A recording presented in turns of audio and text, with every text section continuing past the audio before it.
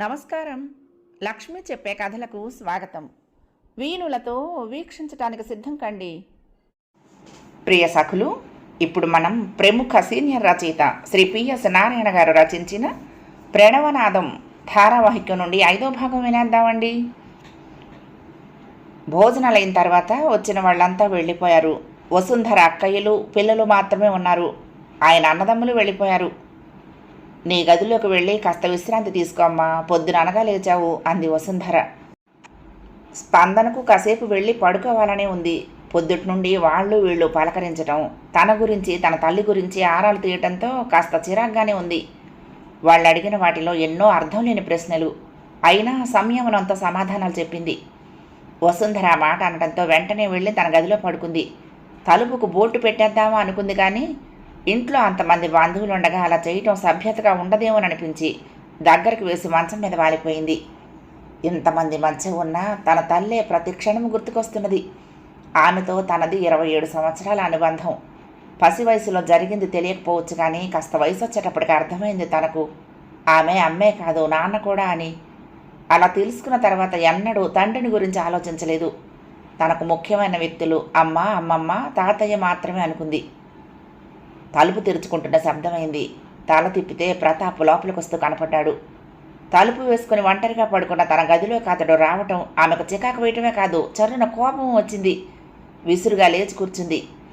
అదేమీ పట్టించుకోకుండానే అతను నవ్వుతూ వచ్చి ఆమె మంచానికి దగ్గరగా కుర్చీ లాక్కుని కూర్చున్నాడు. సాయంత్రం సినిమాకి వెళ్దామని చెప్పడానికి వచ్చాను. పొద్దుటి నుండి మా అక్క నా ప్రాణం తీసి ఇంటెడు చాకరీ చేయించింది. రిలాక్స్ అవ్వందే నా మైండ్ మామూలు స్థితికి రాదు అన్నాడు, కాళ్ళు ఊపుతూ చేతులు తిప్పుతూ. ఇప్పుడు సినిమాకి దేనికి? కోపాన్ని నిగ్రహించుకుంటూ అంది. అతడికి పాఠం చెప్పడానికి సమయం ఆసన్నమైంది అనుకుంది మనసులోనే. సినిమాకి దేనికేంటి? చూడటానికి, ఎంజాయ్ చేయటానికి, పడిన శ్రమ మర్చిపోవటానికి అన్నాడు హుషారుగా. స్పందన లేచి అతడు తీసుకొచ్చిన తలుపును తిరిగి దగ్గరకు వేసొచ్చి మంచం మీద కూర్చుంది. ఆమె చర్యకు అతడిలో మరింత ఉత్సాహం వచ్చింది. మీరన్నట్లుగా ఎంజాయ్ చేయడానికి మన ఇద్దరమే వెళ్ళాలా? మీరొక్కరు వెళ్తే సరిపోదా? అతడి వంక తెచ్చిపెట్టుకున్న ప్రసన్నతతో చూస్తూ అంది. ఎలా సరిపోతుంది? పక్కన నువ్వుంటే అదొక సరదా అన్నాడు. నేనే ఉండాలా? ఏ ఆడపిల్లైనా పర్వాలేదా? ఆమె మాటల్లోని భావం అర్థమైనట్లు అనిపించగా, అంటే నీ ఉద్దేశంలో నేను అమ్మాయిలు వెంటపడి తిరిగే మనిషిలా కనపడుతున్నానా అన్నాడు ముఖం చిట్లించి. ఇప్పుడు నన్ను సినిమాకి రమ్మనమంటంలో అర్థం అదే కదా. నాతో మీకు ఎంత పరిచయం ఉందని నన్ను సినిమాకి ఆహ్వానిస్తున్నారు? దంపతులు వెళ్ళొచ్చు, 2 ఆత్మీయులు వెళ్ళొచ్చు, 2 సన్నిహిత మిత్రులు వెళ్ళొచ్చు. అంతేగాని మన పరిచయం ఎన్నాళ్ళని? అసలు మనం ఒకళ్ళకొకళ్ళం ఏమవుతాము? సినిమాలకు, పార్కుల్లో షికార్లకు కలిసి తిరిగేటంత చనువు మన మధ్య ఉందా? సీరియస్గా అంది. అతడి ముఖాన్ని గంటు పెట్టుకుంటూ, అలా తిరిగితేనే కదా చనువు ఏర్పడేది, ఒకళ్ళనొకళ్ళు అర్థం చేసుకోగలిగేది, దగ్గర అవ్వగలిగేది, ఆత్మీయులు అవ్వగలిగేది. ఫారిన్ కంట్రీస్లో నీకు తెలుసో తెలీదో, వివాహానికి ముందు డేటింగ్ అనే పద్ధతి ఒకటి ఉంది.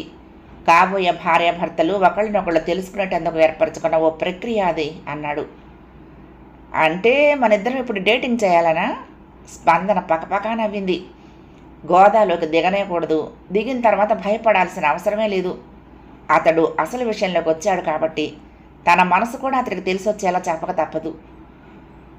నా ఉద్దేశం అది కాదు, ఉదాహరణకు చెప్పాను.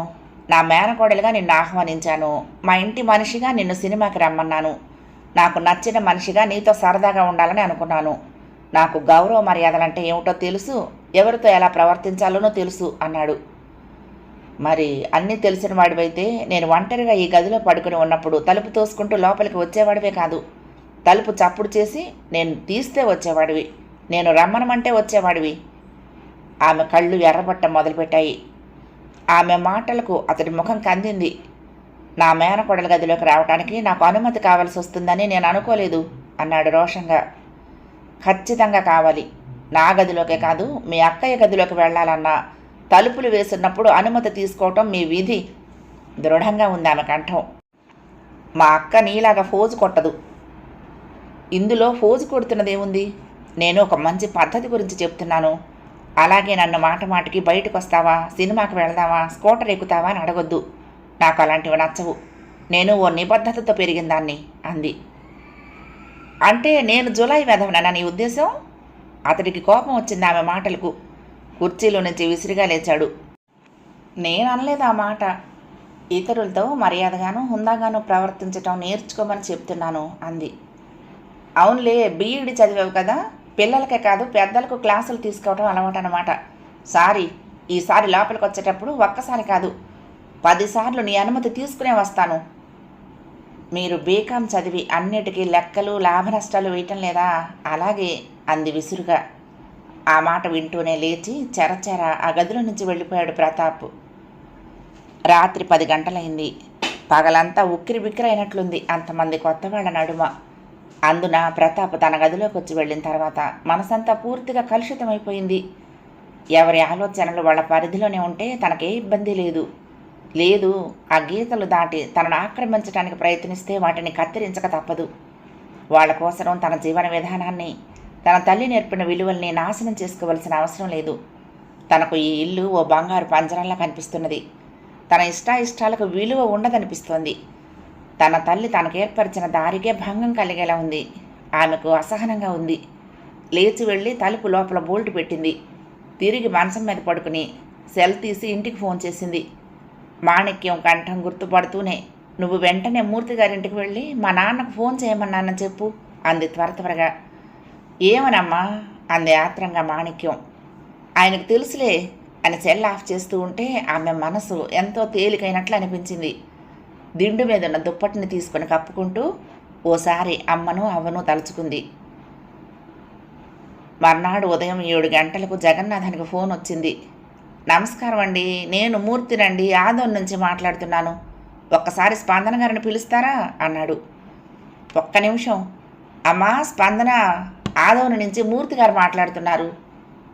సోఫాలో కూర్చుని ఉన్నదల్లా లేచి హడావుడిగా ఫోన్ దగ్గరకు వచ్చింది స్పందన. ఆమె అనుకున్నది ఆ కాల్ వస్తుందని. అయినా ముఖంలో ఆతృత వ్యక్తం చేసింది తండ్రి ఆ మాట చెప్పగానే. హలో, నేను స్పందనని, చెప్పండి, అంతా కులాసానే కదా? రేపు డిఈఓ ఆఫీస్ నుంచి మన అకౌంట్స్ చెక్ చేయడానికి ఆడిట్ పార్టీ వస్తుంది, మీరుంటే బాగుంటుంది అనుకుంటున్నాను అన్నాడు. అలాగా, తప్పకుండా వస్తాను. నేను లేకపోతే వాళ్ళని అవమానించినట్లుగా ఉంటుందేమో. కొన్ని అకౌంట్స్ పుస్తకాలు కూడా మా ఇంట్లో బీరువాలో ఉన్నాయి. మొన్న చెక్ చేద్దామని తెచ్చి అక్కడే పెట్టాను. రేపు ఎన్నింటికి వస్తున్నారు వాళ్ళు అంది త్వరగా. టైం ఇదని చెప్పలేను కానీ 10 తర్వాత 12 లోపు వస్తారని అనుకుంటున్నాను. ఈలోగా మిగతా ఏర్పాట్లు నేను చూస్తాను కానీ మీరు కంగారు పడబోకండి అన్నాడు. అలాగే, థ్యాంక్ యూ. మన అకౌంటెంట్ గారికి కూడా ఈ విషయం తెలియపరచండి. ఉంటాను మరి, వీలైనంత వరకు రాత్రికే వచ్చేస్తాను అంది స్పందన హడావుడి పడిపోతున్నట్టుగా. స్పందన హైదరాబాద్ నుండి వచ్చిన 15 రోజులకు శనివారం ఉదయం 5:30 గంటల వేళ వాకిటి గేటు చప్పుడవుతూ ఉంటే మాణిక్యం లేచి వెళ్ళి తాళం తీసింది.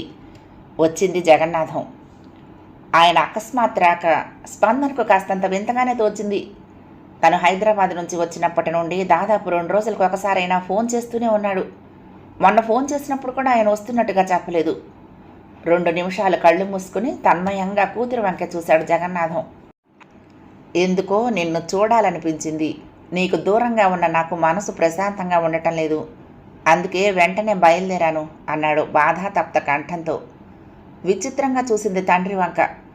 తనను చూడకుండా ఉండలేనంత ఆత్మీయతను ఈ కొద్ది రోజుల్లోనే ఆయన తన మీద పెంచుకున్నాడా? మొహం కడుక్కోండి, కాఫీ కలుపుతాను, కాస్త హాయిగా ఉంటుంది అంది వెనక్కు తిరుగుతూ. తొందర లేదమ్మా, కాసేపు నా ఎదురుగా కూర్చో అన్నాడు తడుస్తున్న కంఠంతో. అక్కడ ఇంట్లో ఏదైనా గొడవ జరిగిందేమోననిపించింది స్పందనకు క్షణం పాటు. క్రితంసారి మొట్టమొదటిసారిగా వచ్చినప్పుడు లక్ష్మమ్మ అవ్వ నాకు చేసిన మేలును జీవితంలో మర్చిపోలేను. అందుకు కృతజ్ఞతగా మరొకసారి ఆమెను దర్శించుకుందామని వచ్చాను. ఈసారి ఓ 25,000 తెచ్చానమ్మా. మొన్న అన్నదానానికి ఇచ్చిన మొత్తానికే దీన్ని కలపాలని, చిన్నగా దాన్ని 2 లక్షల వరకు చేయాలని. ఆమె నాకు చేసిన సహాయానికి నేను ఎంత ఇచ్చినా రుణం తీరదేమో. ఆయన కళ్ళు మూసుకుని అవ్వను తలుచుకుంటూ అన్నాడు. స్పందన తృప్తిగా చూసింది ఆయన వంక. వారిని కూడా మీతో పాటు తీసుకురావాల్సింది అంది మర్యాద సూచకంగా. ఆవిడ అంటూ వస్తే ఆ కోతి కూడా వస్తుంది ఆమెతో పాటు, తనను చికాకు పరుస్తుంది అని మనసులో ఉన్నా కూడా. ఆయన చిన్నగా నవ్వాడు. అసలు సంక్రాంతికి నిన్నే అక్కడికి రమ్మందామని అనుకున్నాము. మొన్న వచ్చినప్పుడు చెప్పావు కదా, ఈ సంవత్సరం అంతా ఏ పండుగలు ఉండవని. అందుకనే ఆ ఆలోచన మానుకున్నాను. ఇంతలో అనుకోకుండా వాళ్ళ పెద్దక్కయ్యే మమ్మల్ని అందరినీ వాళ్ళ ఇంటికి రమ్మని పిలిచింది. నేను మా అమ్మాయి దగ్గరికి వెళ్తాను, నువ్వు నీ తమ్ముడు మీ అక్కయ్య గారింటికి వెళ్ళండి అని చెప్పి నేను ఇటు వచ్చాను. నన్ను మొదటిసారి ఇక్కడికి పంపిన మిత్రుడే నాకు చెప్పాడు, ఇక్కడ ఇంకా శక్తివంతమైన ఎన్నో దేవాలయాలు ఉన్నాయని, వాటిని కూడా చూసి రమ్మని. సరే, నీ దగ్గరకు వచ్చినట్లు ఉంటుంది, వాటిని చూసినట్లు ఉంటుందని బయలుదేరానమ్మా అన్నాడు. స్పందన మనసు తేలిక పడింది. ఈరోజు శనివారం, 12 గంటలకల్లా స్కూల్ అయిపోతుంది కదా. రేపు ఆదివారం, ఎల్లుండి సంక్రాంతికి సెలవు, మంగళవారం కనుమ, బుధవారం రాత్రికి నన్ను మళ్ళీ బస్ ఎక్కించాలి అన్నాడు. ముందు మీరు మొహం కడుక్కోండి, కాఫీ తాగుతూ మాట్లాడుకుందాం అంటూ స్పందన లేచింది. ఆయన కూడా మనసు తేలిక పడ్డవాడిలా లేచి నిలబడ్డాడు. ఒక పని చెయ్యమ్మా, ఈ 3 రోజులు మన అధీనంలో ఉండేలా ఒక కారు అద్దెకు తీసుకో, ఎంతైనా పర్వాలేదు, నేను ఇస్తాను అన్నాడు. తర్వాత 15 గంటకు కాఫీ తాగుతూ, మీరిచ్చినా నేనిచ్చినా ఒకటే కానీ అలాగే ఏర్పాటు చేస్తాను. స్కూల్కి వెళ్ళిన తర్వాత మూర్తి గారిని పంపి కనుక్కోమని చెప్తాను అంది. మంచిదమ్మా అన్నాడు ఆయన. అవును, మొన్న నువ్వు వచ్చినప్పుడు ప్రతాప్తో గొడవ ఏమన్నా జరిగిందా అమ్మా? కూతుర్ని అడిగాడు. ఉలిక్కి పడ్డట్లుగా తండ్రి వంక చూసింది స్పందన. మీతో ఏమైనా అలా జరిగిందని చెప్పాడా అంది. లేదు, నువ్వు వెళ్ళిన తర్వాత 2 రోజులు వాడు కోపంగా చిర్రుబుర్రులాడుతుంటేను, ఆ పైన నువ్వేమో అర్ధాంతరంగా వచ్చేసావు, అందుకే అనుమానం వచ్చి అడుగుతున్నాను అన్నాడు. ఆయన ఇబ్బందిగానే కోలుకుంది స్పందన. అదేం లేదండి. ఒక్క క్షణం జరిగింది చెబుదామా వద్దా అన్నట్లుగా ఆలోచిస్తూ ఉండిపోయి తర్వాత చెప్పడానికి నిర్ణయించుకుంది. తలుపులు వేసుకుని పడుకున్న నా గదిలోకి తలుపులు నెట్టుకుంటూ వచ్చాడు. అలా రావటం తప్పు, చెప్పి రావాలి అన్నాను. అందుకు కోపం వచ్చిందేమో మరి. తర్వాత నాతో బాగానే మాట్లాడాడే అంది విషయాన్ని చాలా తేలికపరుస్తూ. ఆయన పెద్దగా నవ్వేశాడు. బాగా చెప్పావు. వాడు చేసింది వాడికి తోచిందే మంచిదనుకుంటే ఎలా? కాస్త అప్పుడప్పుడు నీలాగా వాతలు పెట్టేవాడు లేకనే వాడు సభ్యతలు మర్చిపోతున్నాడు. మీ అక్కయ్య గదిలోకైనా ఆమె తలుపులు వేసుకున్నప్పుడు ఆమె అనుమతి లేకుండా వెళ్ళటం తప్పనే చెప్పాను అంది స్పందన. నువ్వు చెప్పింది అక్షరాలా నిజం. మరేం పర్వాలేదు, నువ్వు దానికోసం బాధపడాల్సిన అవసరమే లేదు ఆయన తేలిగ్గా శ్వాస పీల్చుకుంటూ అన్నాడు. ఆమె స్నానం చేసి ధ్యానంలో కూర్చున్న మనసు నిలకడగా అధీనంలో ఉంచుకోలేకపోతోంది. ప్రతాపే కళ్ళ ముందు కదులుతున్నాడు. అతని మాటలే చెవుల్లో గింగుర్లమంటున్నాయి.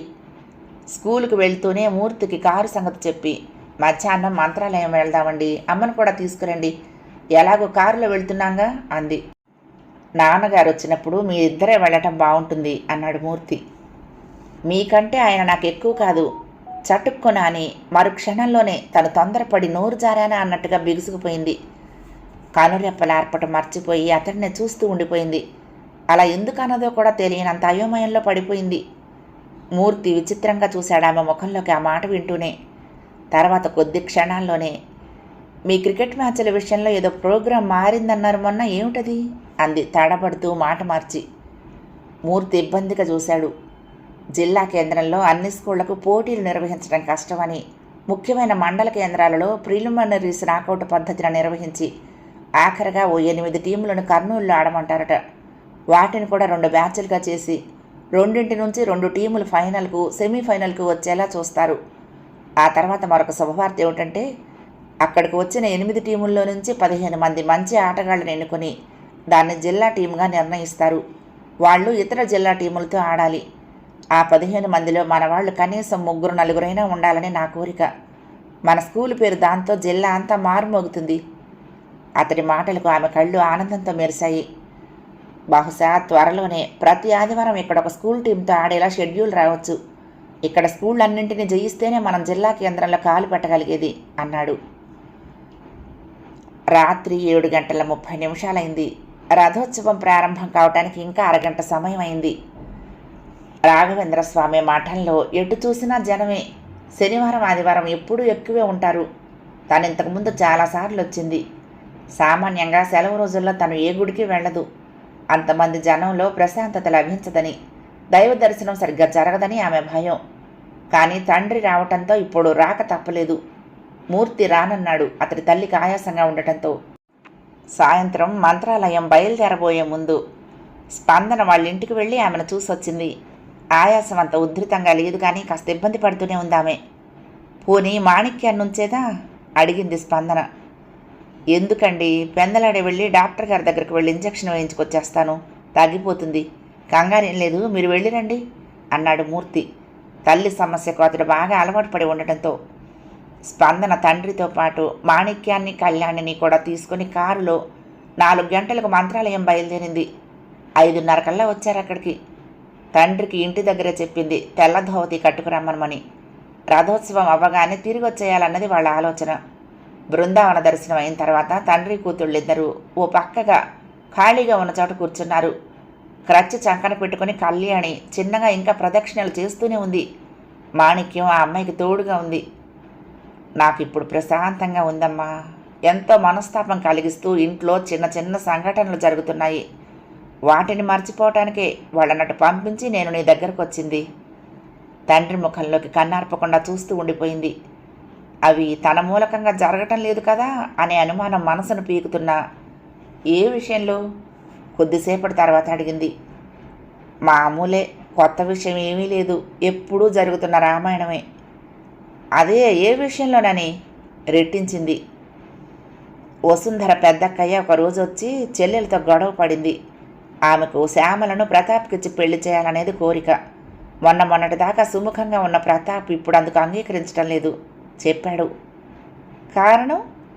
శ్యామల మాటల ద్వారా తనకు కొంత తెలిసినా తెలియనట్లే అంది. ఆ వివాదానికి తను మూలబిందువు అవుతున్నానేమో అనే భయం మరింతగా బలపడుతున్నది. వాడికి దాన్ని చేసుకోవటం ఇష్టం లేదు అన్నాడు డొంక తిరుగుడుగా. అతడు స్పందనను చూసినప్పటి నుండి అలా మారాడని ఆమెకు చెప్పడానికి జంకాడు. స్పందన తటపటాయింపుగా కొద్దిసేపు ఆగింది. తర్వాత ఇలాంటి విషయాలలో నాన్చుడు పనికిరాదన్నట్టుగా, అసలు శ్యామలకు అతన్ని చేసుకోవటం ఇష్టమేనా? ఎవరైనా ఎప్పుడైనా అడిగారా ఆ అమ్మాయిని అంది. జగన్నాథానికి ఏం మాట్లాడాలో తెలియలేదు. మారుతున్న లోకం తీరును ఆయన వంట పట్టించుకున్నట్లు లేదు. శ్యామలకు మీ బావమర్దిని చేసుకోవటం ఇష్టం లేదు అంది సూటిగా. శ్యామల ఎంసీఏ చేసింది. ఆ అమ్మాయికి ఎన్నో ఆలోచనలున్నాయి పైకి వెళ్లేందుకు. మీ బావమరిదేమో బేకాన్ తప్పి కూర్చున్నాడు, ఉద్యోగం సద్యోగం లేదు. జగన్నాథం బిగుసుకుపోయాడు కూతురి మాటలు వింటూనే. సరే, అది పోనీయండి. మొన్నటిదాకా ఆ అమ్మాయిని చేసుకోవటానికి అంగీకరించిన మీ బావమరిది ఇప్పుడెందుకు కాదంటున్నాడు? కారణం తెలిసినా తెలియనట్లే అడిగింది. తెలియదు. ఆయన అసలు విషయాన్ని దాస్తున్నాడని స్పష్టంగా అర్థమైంది. ఆయన పరిస్థితి అలాగే ఉంది. ఏం చెప్పాలో తెలియని అయోమయం. నిన్ను చూసిన తర్వాత ఆ అక్క తమ్ముళ్ళిద్దరికీ శ్యామల ఆనటం లేదు అని అంటే అది దేనికి దారితీస్తుందో అనేది ఆయన భయం. స్పందన రెట్టించదలుచుకోలేదు. ఆయన నోటి ద్వారానే ఎప్పటికైనా ఆ విషయాన్ని బయట పెట్టించాలన్నట్లుగా మౌనంగా ఉండిపోయింది. కళ్యాణి, మాణిక్యం వాళ్ళ దగ్గరకు వచ్చారు ప్రదక్షిణాలు పూర్తి అవటంతో. పదండి, రథోత్సవం మొదలయ్యేలా ఉంది. ముందు ఏనుగు మీద స్వామివారిని ఊరేగిస్తారు. తర్వాత చెక్క రథం మీద, వెండి రథం మీద, ఆఖరికి బంగారు రథం మీద కన్నుల పండుగ ఉంటుంది. వచ్చే సంవత్సరం మనము చేయిద్దాం అంది. వాళ్ళ మఠంలో నుంచి బయటకు వచ్చేటప్పటికి 9 అయింది. మరునాడు ఉదయం తెల్లవారక ముందే లక్ష్మమ్మ అవ్వ గుడికి వెళ్ళింది తండ్రిని తీసుకుని. అప్పుడే ఆయన 25,000 అక్కడిచ్చేటందుకు తీసుకొచ్చాడు. వెళ్ళగానే అవ్వను దర్శించుకుని మెట్లు దిగి కిందకు వెళ్ళి సమాధి ఎదురుగా కూర్చున్నారు. స్పందన తన్మయంగా అవ్వ విగ్రహాన్నే చూస్తున్నది. అరగంట వరకు ఇద్దరూ మాట్లాడలేదు. ఇక వెళ్దామా అండి అంది తృప్తిగా ధ్యానం చేసుకుని లేవబోతూ. కూర్చో అమ్మా, నీ నుండి ఏది దాచాలన్నా కష్టంగానే ఉంది. నాకు చికాకు కలిగిస్తున్న మరో విషయం ఇక్కడే చెప్తాను. లక్ష్మమ్మ తల్లి ఈ సమస్యల నుండి నన్ను బయటికి లాగుతుందేమోననే ఆశతో. ఏం చెప్తాడా అన్నట్టుగా చూస్తూ ఉండిపోయింది స్పందన. నువ్వు హడావుడిగా అక్కడి నుండి వచ్చేసిన 2 రోజులకు అన్నయ్య వచ్చి చాలా నిష్ఠూరంగా మాట్లాడాడు చెప్పాడు. దేనికట? ఆయనకు 3 మగపిల్లలే కదా, ఇంకా ఎవరూ స్థిరమైన ఉద్యోగాల్లో కుదురుకోలేదు. ఆర్థికంగా వాళ్ళంతగా నిలదొక్కున్న వాళ్ళు కాదు. అందుకే వాళ్ళ పిల్లల్లో నాకు ఇష్టం వచ్చిన ఒకడిని దత్తు తీసుకోమని ఆయన చాలా రోజుల నుండి అడుగుతున్నాడు. స్పందన కాస్త ఆలోచిస్తున్నట్లుగా ఆగింది. దానికి అభ్యంతరమే ఉంది, అది మంచిదే కదా. కానీ అది మీ పిన్నికి ఇష్టం లేదు. ఎందుకని? ఆమెకు శ్యామలను తెచ్చుకుని తమ్ముడికిచ్చి పెళ్లి చేసి మా దగ్గరే ఉంచుకోవాలని. అది నిన్ను లక్ష్మమ్మ అవ్వ నాకు ఇవ్వక ముందు సంగతి అనుకో అన్నాడు. నేను మీ ఇంటికి వచ్చినా అంతకుముందు అనుకున్నట్లుగా జరపటంలో అభ్యంతరం ఏముంది అంది. మొదటి నుండి నాకు శ్యామలను తెచ్చుకోవడం ఇష్టం లేదు. ఇప్పటికే మీ పిన్నితోనూ దాని తమ్ముడితోనూ చాలా వరకు స్వాతంత్రాన్ని కోల్పోయాను. ఇక ఆ ఇంటి పిల్లొస్తే వాళ్ళంతా ఒకటే. నాకు ఇంట్లో నా స్థాయి ఇంకా దిగజారుతుంది అనేదే నా భయం. నాకైతే మా అన్నయ్య కొడుకుని తెచ్చుకోవాలని మనసులో ఉండేది, కానీ ఇప్పుడు ఇక అవసరమే లేదు అన్నాడు. ఎలా అంటారు అలా అని? నా సొంత కూతురు నాకుండగా మరొకరిని దత్తు తీసుకోవలసిన అవసరం ఏముంది అన్నాడు ఆయన దృఢంగా. నేను వచ్చినంత మాత్రాన మీకు ఒరిగేదేమిటి? నాకు పెళ్లి చేస్తారు, అత్తగారింటికి పంపుతారు. అప్పుడు నేను మళ్ళా మీకు పరాయిదాన్నే అవుతాను కదా. మీ అన్నయ్య గారి అబ్బాయిని దత్తు తీసుకుంటే మీకు అన్ని విధాలుగా చేదోడు వాదోడుగా ఉంటాడు అంది స్పష్టంగా స్పందన. నా సొంత కూతురు నాకుండగా ఇంకా వాళ్ళంతా నాకెందుకమ్మా? వాళ్ళ ఆలోచనలన్నీ మా డబ్బు చుట్టూ తిరిగేవే కానీ మా మీద ఆత్మీయతతో కాదు. రేపు మేము మంచాన పడితే సేవ చేసేటందుకు కాదు అన్నాడు ఆయన నిర్లిప్తంగా. తన భార్య ఇప్పటి ఉద్దేశాన్ని చెబుదామా అని నోటిదాకా వచ్చింది, కానీ ప్రతాప్ను వివాహం చేసుకోవటం స్పందనకు ఇష్టమో లేదో తెలియదు. కూతురు మనసు తెలుసుకోకుండా తను బయటపడటం ఆయనకి ఇష్టం లేదు. అసలు ఆయన అంతగా మనస్తాపం చెందటానికి కారణం వేరే ఉంది. తన అన్నయ్య 2 రోజుల క్రితం మరొకసారి వచ్చి అన్న మాటలే ఆయన్ని పూర్తిగా కలచివేశాయి. నువ్వు నీ కూతురు దొరికిందనే సంతోషపడుతున్నావు, కానీ ఆ అమ్మాయి నిజంగా నీ కూతురు అవునో కాదో నీకు తెలుసా? బిత్తరపోయాడు తను ఆయన ప్రశ్నకు. ఆ ఇంట్లో చనిపోయిన రాజేశ్వరి ఫోటో చూసే నేను స్పందనను నా కూతురిగా నిర్ధారించుకున్నాను. రాజేశ్వరి తన తల్లి అని స్పందన చెప్తున్నది. అసలు ఆ అమ్మాయి వెంట నేను వాళ్ళ ఇంటికి వెళ్ళటానికి కారణం నన్నేదో బలీయమైన తెలియని శక్తి లాగటమే నిగ్రహించుకుంటూ అన్నాడు తను. ఆయన పక్కున నవ్వాడు. రాజేశ్వరి నిన్నెందుకు కాదని విడిపోయిందో నీకు పూర్తిగా తెలీదు. నువ్వు డబ్బు తెమ్మన్నావని కాపురానికి రాలేదని నువ్వు అనుకుంటున్నావు. ఆ అమ్మాయి తల్లిదండ్రులకు ఒక్కతే కూతురు. తర్వాత ఎలాగైనా ఆ డబ్బంతా మీకొచ్చేదే. ఆ కారణంతో ఆమె భర్తకు దూరమై సంసార జీవితాన్ని నాశనం చేసుకుంటుందని నేను అనుకోను. దానికి మరేదో బలమైన కారణం ఉండుండొచ్చు. ఏముంటుంది అలా? నువ్వంటే అయిష్టత ఉండొచ్చు, మరొకరంటే ఇష్టత ఉండొచ్చు. ఆయన కళ్ళు మూసుకుని ఆలోచిస్తున్నట్లుగా అన్నాడు. ఆయన అలా మాట్లాడుతూ ఉంటే తనకు చాలా బాధేసింది. గిలగిలలాడాడు. కోపం వచ్చింది. తన స్పందన బారసాలకు వెళ్ళాడు. రాజేశ్వరి తనకు దూరం అవ్వటానికి తన తప్పిదమే, కానీ ఆమె తప్పు లేదు. సరే, స్పందన నీ కూతురే అంటున్నావు. ఆ అమ్మాయి చెప్పింది కాబట్టి నువ్వు నమ్ముతున్నావు. దేవుడి మీద భారం వేసి అందరం నమ్ముదాం. మరి నువ్వు చెప్పి నా కుంటి అమ్మాయి సంగతి ఏంటి? నీ భార్యను ఆ అమ్మాయి అమ్మ అని పిలిచేది కదా. నీ సొంత కూతురు అనుకుంటున్న స్పందనను అక్క అని పిలుస్తున్నది. నువ్వు ఆ కుంటి పిల్లకు తండ్రివి కాకపోవచ్చు, కానీ ఆమె తల్లి కాకూడదని ఏముంది? ఆయన మాటలు నెత్తిన పడుతున్న పిడుగుల్లాగానే ఉన్నాయి. అన్నయ్య మాటలు వింటూ ఉంటే గుండెలు బరువెక్కిపోయాయి. భరించలేకపోయాడు. విసురుగా లేచాడు. అన్నయ్య, నువ్వు పెద్దవాడివి. నువ్వెన్నన్నా నేనేమీ అనను, కానీ నా నమ్మకాలు నాకున్నాయి. ఆ అనుమానాలతో స్పందనను నా కూతురు కాదనుకుని నేను మరొకరిని దత్తత తీసుకుంటానని, మరొక పిల్లవాడిని నా దరి చేర్చుకుంటానని నువ్వెప్పుడు అనుకోబోకు అన్నాడు. నేను నా పిల్లాన్ని పెంచుకోవటం లేదనే కోపంతో అంటం లేదురా. నా అనుమానాలు చెప్పాను. ఆ అమ్మాయిని దగ్గరకు తీసే ముందు ఆ అమ్మాయి మాటలు గుడ్డిగా నమ్మకుండా అన్ని ఆరాలు తీసి నిజానిజాలు తెలుసుకోమంటున్నాను. అనామకులు అనర్హుల చేతుల్లో నా తమ్ముడు కీలుబొమ్మ అవ్వకూడదనే నా తాపత్రయం. ఆయన తన మనసును పూర్తిగా కలుషితం చేసి వెళ్ళిపోయాడు. తర్వాత తనకు నిద్రే కరువైంది. తన మనసు ఎంత బలహీనపడిందో అప్పుడే అర్థమైంది. ఇక ఒక్క క్షణం కూడా స్పందనను చూడకుండా ఉండలేక వెంటనే బయలుదేరాడు. డబ్బు ఎంత పాపిష్టిది! దానికోసరం నీ నా అనే కాదు, ఎవరైనా ఎవరి మీదైనా ఎన్నైనా అభాండాలు వేస్తారు, ఎంతటికైనా తెగిస్తారు. ఆయన తనకు సొంత అన్నయ్యే అవ్వచ్చు, కానీ చాలా జుగుప్సాకరంగా మాట్లాడి తన మనసుకు తూట్లు పొడిచాడు. తను క్షమించలేడు. ఇక వాళ్లను తన దగ్గరకు రానీయలేడు. తెల్లవారితోనే కసాపురం బయలుదేరారు నలుగురు. 9 అక్కడికి వెళ్ళారు. అంతెత్తు నెట్టికంటి ఆంజనేయ స్వామిని కన్నార్పకుండా చూస్తూ ఉండిపోయింది స్పందన. అంతకు ముందు 2-3 సార్లు తల్లితో కలిసి వచ్చింది. చాలా పెద్ద దేవాలయం. దేవాలయ ఆవరణ అంతా కోతులతో నిండి భక్తులిచ్చిన అరటి పళ్లను, కొబ్బరి చిప్పలను తింటున్నాయి. ఆ గుడిని ఎన్నో దశాబ్దాల క్రితం కృష్ణదేవరాయల కాలంలో వ్యాసరాయలు కట్టించారు. గుడి వెనుక పక్కగా ఓ గదిలో గాజు పెట్టెలో ఉంచిన రాతిని చూశారు. అది నీళ్లల్లో తేలుతున్నది. అలాంటి రాళ్లతోటి సుగ్రీవసేన, రాముల వారు, సీతమ్మ వారిని తీసుకురావటానికి లంకకు వెళ్లేటందుకు గాను సముద్రం మీద వారధి నిర్మించిందిట. జగన్నాథం సర్వం మర్చిపోయి ఆ దేవాలయాన్నే చూస్తున్నాడు. బయటికి రాబోతూ మళ్ళా ఇటు పక్కకు వస్తానో రానో, ఇంకోసారి స్వామివారిని దర్శించుకొస్తానమ్మా అన్నాడు. పదండి నేను వస్తాను అంటూ స్పందన ఆయన్ని అనుసరించింది. బయటకు వచ్చేటప్పటికి 11 గంటలైంది. దగ్గరలోనే ఉన్న గుంతకల్లుకు వెళ్ళి వెంకటేశ్వర స్వామిని దర్శించుకుని హోటల్లో భోజనాలు చేసి పత్తికొండ వచ్చేటప్పటికి 4 గంటలైంది. 5ంటికి కానీ అక్కడ దేవాలయాలు తెరవరు. గుడి వెనక భాగంలో పార్కులో అటు ఇటు తిరుగుతూ కాలక్షేపం చేశారు.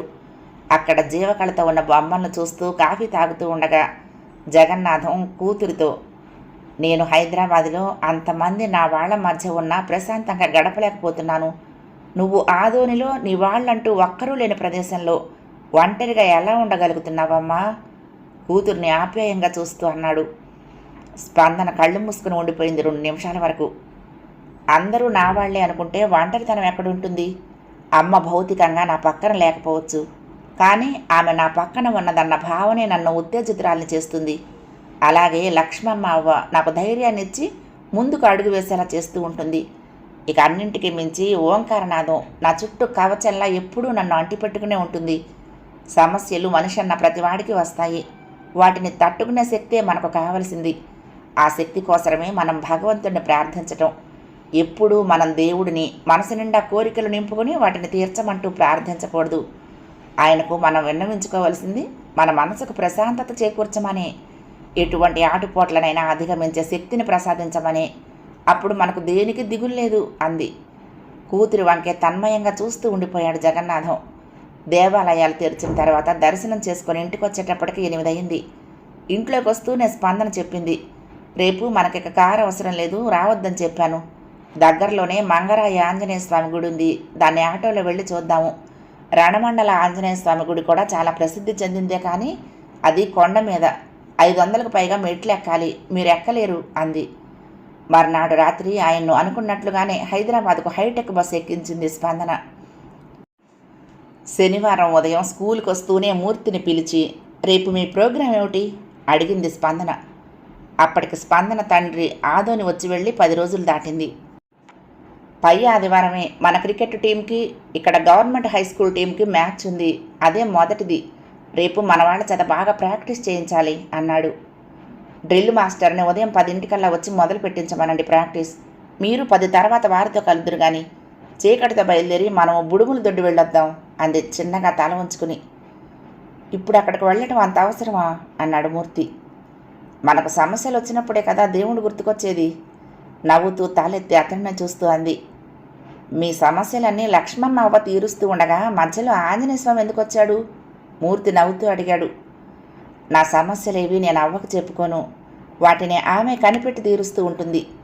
కానీ ఇప్పుడు నాకు చిక్కు ప్రశ్నకు సమాధానం కావాల్సి వచ్చింది. నేను అక్కడికి కోరికలతో వెళ్ళటం లేదు. నేను చెయ్యబోయే పని అవుతుందా కాదా అని తెలుసుకోవటానికే వెళ్తున్నాను. ఆయన ఇచ్చే సమాధానాన్ని బట్టి తర్వాత నేను ఏం చెయ్యాలో నిర్ణయించుకుంటాను. కళ్ళు కాంతితో వెలుగుతూ ఉండగా అంది. బుడుముల దొడ్డి ఆంజనేయ స్వామికి దండ వేసి మన సమస్య చెప్పుకుంటే అయ్యేది లేనిది చెప్పేస్తాడు. ఆ దండ కుడివైపుకు పడితే అనుకున్నదైపోతుంది, ఎడం వైపుకు పడితే కాదు. అందుకే ఆయన్ను అక్కడంతా పలికే దేవుడు అంటారు. మూర్తి భుజాలు ఎగరేసి, ఓకే మీరు ఎలా అంటే అలా అంటూ వెనక్కి తిరిగాడు. నాన్న వచ్చినప్పుడు కారు ఏర్పాటు చేశారు కదా, అతడిని ఉదయం 6 గంటలకల్లా రమ్మని చెప్పండి. మీరు ఆ సమయానికి తయారుగా ఉండండి అంది. ఓ నిమిషం పాటు అక్కడే నిల్చుండిపోయాడు ఆమెను చూస్తూ. స్పందన తలెత్తలేదు అక్కడి నుంచి వెళ్ళేటంతవరకు. అనుకున్నట్లుగానే మర్నాడు ఉదయం 6 గంటలకు బయలుదేరారు ఇద్దరు. మాణిక్యాన్ని కళ్యాణిని రమ్మనకపోయారా? కారులో చోటుంది కదా అన్నాడు. వాళ్ళు మరొకసారి వస్తారులేండి, ఈరోజు మనమే వెళ్ళొద్దాము అంది ముఖం పక్కకు తిప్పుకుని కారు వెనక డోరు తెరిచి కూర్చుంటూ. మూర్తి ముందు సీట్లో కూర్చున్నాడు. బుడుముల దొడ్డి అక్కడికి సుమారుగా 40 కిలోమీటర్ల దూరంలో ఉంది. అక్కడ ఉదయం పూటే జనం ఎక్కువగా వస్తారు. ఆదోను నుంచి మాధవాపురం వెళ్లే దారిలో ఓ పక్కగా లోపలికుంది. వెళ్ళగానే తమలపాకుల దండకుంది స్పందన. ఆమె కొంటూ ఉండగానే మూర్తి ఒకటి తీసుకున్నాడు. మీ కోరికలేమిటి అంది నవ్వుతూ. నాకు కోరికలేమీ లేవు, భవిష్యత్తు ఏమిటో తెలుసుకోవాలని చెప్పాడు. స్పందన పకపకా నవ్వింది. ఆమె ఎప్పుడూ అలా నవ్వదు. అంటే ఈరోజు చాలా ఆనందంగా ఉందన్నమాట. ఎందుకు నవ్వుతున్నారు? ఆసక్తిగా అడిగాడు. మీరు స్వామిని అడగబోయే ప్రశ్న ఏమిటో నాకు తెలిసిపోయిందిలే. ఏమిటో అన్నాడు ఉత్సుకతతో. మన క్రికెట్ టీం ఫైనల్స్ దాకా చేరి అందులోనూ గెలుస్తుందా లేదా అనేదేగా మీ సమస్య. మూర్తి చాలా తేలిగ్గా నవ్వేశాడు. అవును, ప్రస్తుతం నా టెన్షన్ అదే అన్నాడు. దానికి ఆంజనేయ స్వామి అక్కర్లేదు, నేనే చెప్తాను. మూర్తి గారి ఆధ్వర్యంలో ఎవ్వరికీ ఓటమి ఉండదు అంది. అతడు ఆత్మీయంగా చూశాడు ఆమె వంక. మీ నమ్మకానికి నా కృతజ్ఞతలు అన్నాడు. ఇద్దరూ లోపలికి వెళ్ళారు. 5వ భాగం సమాప్తం. ప్రియ సఖులు, ఈ కథ మీకు నచ్చితే తప్పకుండా లైక్ చేయండి, షేర్ చేయండి, కామెంట్ చేయండి, సబ్స్క్రైబ్ చేసుకుని నన్ను ఎంకరేజ్ చేయండి. ఉంటానండి. ప్రేమతో లక్ష్మి, కృష్ణా తీరం దుర్గమ్మ సన్నిధానం. నమస్తే.